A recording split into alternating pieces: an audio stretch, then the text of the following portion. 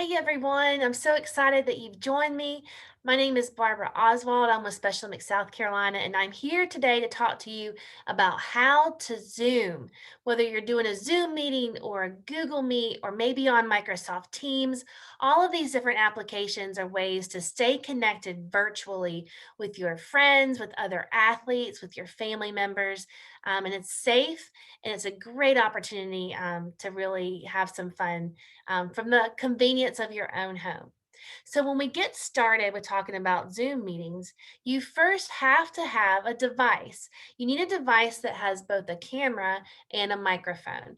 Now, this device could be a tablet, it could be a phone, a cell phone, a smartphone, or it could be a laptop or a regular computer. I'm using my laptop, and my laptop has a camera and microphone built into it. If you have a laptop or a computer that doesn't have a camera and microphone built into it, you actually can buy one. They're not super expensive. You can find these little cameras and they have a microphone right there on the camera and it just hooks into your USB port. Zoom has become such a great free tool for us to use to stay connected. If you want to start a Zoom account, you simply go to the Zoom website and create a user account. I would recommend if you need a family member to help you with that, go for it. But it really is a great way of staying connected. So I'm talking to you now. And when we start to talk about what to do when we get on a Zoom account, first off, if I'm talking to you and you can't hear me, we wouldn't get very far, right? So the first thing we need to make sure of is that I'm not on mute. Mute. What does mute mean? Well, mute means to be silent. And we certainly don't want to be silent if we're presenting or talking. So I am not on mute right now. But there are times with a Zoom meeting when you might want to be on mute. And we're going to talk about that. But first, I'm going to tell you how to put yourself on mute. So if you look down in the bottom left-hand corner of your screen, you're going to see a taskbar. When you bring your cursor down there, a taskbar pops up, and there's a tiny little microphone, and underneath it is the word mute. So if I want to be silent, I would simply click on that microphone. So let's give it a try. I'm going to click on my mute button. Let's see what happens. See there, I bet you couldn't hear me. I put myself on mute.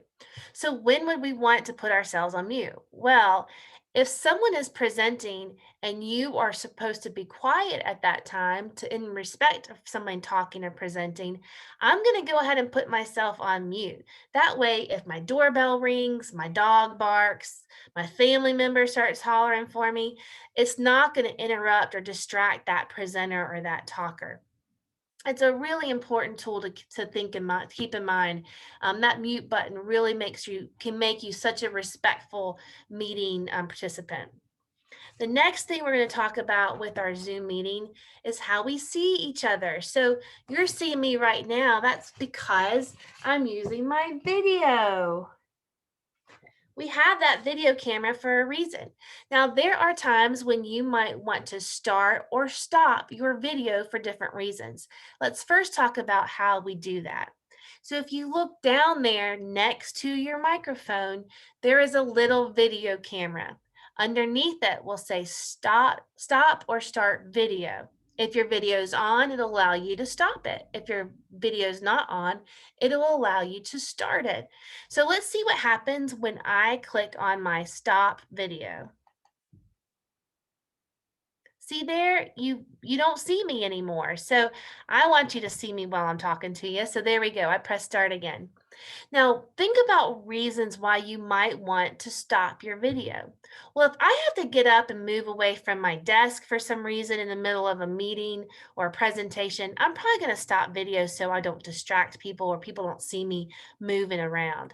Sometimes, if I just need to have a little bathroom break in the middle of a meeting, I go ahead and stop my video so I can go excuse myself that way.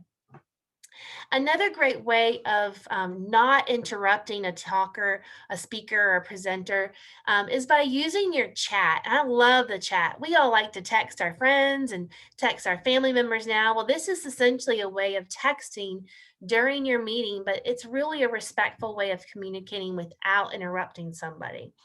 So this is our chat. If you look in the very middle of your taskbar down there, you see the word chat with kind of a little speaker bubble above it. So if I click on that chat, it actually will allow for me to enter a message into a chat box.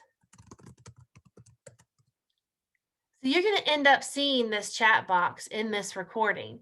I just entered that in and it went to everybody. You see, next to the word chat is the word participant. So everybody that's participating in any meeting, Zoom meeting, is going to be listed there. When you open up your chat box, I have the ability to send a message to just one participant, to a couple participants, or to everybody. So make sure you click on who it is that you're wanting to send a message to. You can use that chat if you were ever in a presentation or in a meeting and people are talking too quickly. You could go ahead and ask them politely to just maybe slow down a little bit, that you need some extra time. Or if you're needing to leave early, you could dismiss yourself and let them know that. It really is such a nice way of not having to be a big interruption, but still get a message out to everyone.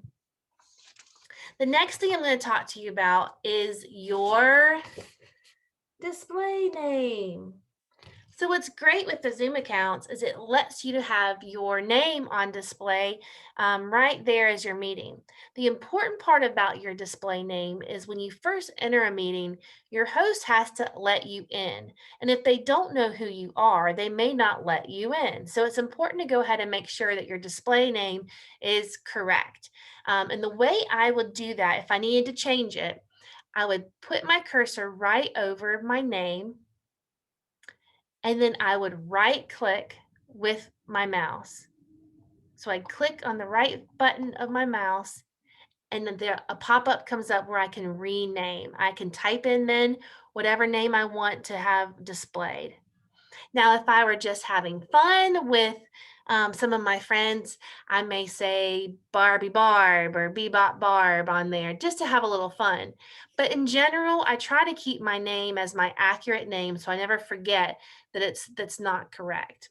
And everybody then knows exactly who you are. Another important thing to remember when you are on a Zoom call is to make sure you have good lighting.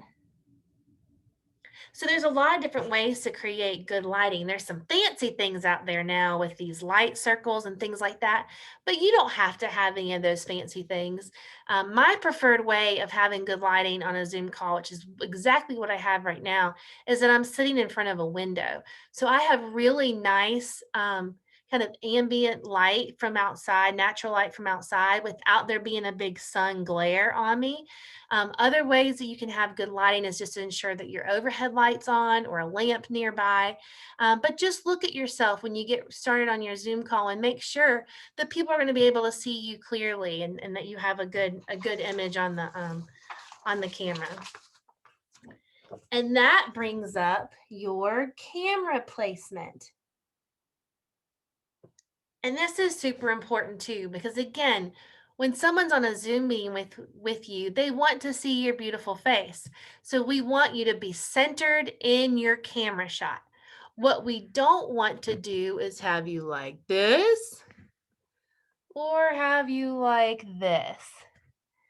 The way I move and make sure that my camera is right is simply by moving it back or forth until I end up being perfectly in the middle and have a good angle. Now, I'm telling you, there's a lot of people that don't do this like they should, but it's really important because everybody that's on your meeting wants to see you as you speak, wants to speak to you, to your face. That's the whole idea of being on that Zoom meeting. Another really important rule for being on a Zoom meeting is to dress appropriately. My rule of thumb that I follow when I'm on Zoom meetings is I always wear something that would also be appropriate to wear to school or wear to work, or maybe even out to dinner somewhere. So always make sure that you look presentable, look professional. You are, in a Zoom meeting with other people, and so it's a really good thing to keep in mind. Finally, what I want you to really take away with this presentation is to use this new resource that we have available to us. Zoom meetings are a free way to stay connected. And it's so very important, whether it's a pandemic that's keeping us separated, or it's just because we don't have plans yet on Friday night, or maybe we don't have transportation to get to the bowling alley on Saturday night, but we can still be together. So it's a great way of staying connected with your special mixed athlete friends, with your unified partners, with your family members. We always want to maintain those connections. Another really fun idea is you could use it for exercise or for sports training. So you and I could be exercise buddies, and I could be right here in my office doing the workout right there with you, even though we're in our own homes. It's a really neat way of staying connected, but also motivating one another. So I hope you will use your free Zoom accounts. I hope you will stay connected and stay active. And we cannot wait to see you soon.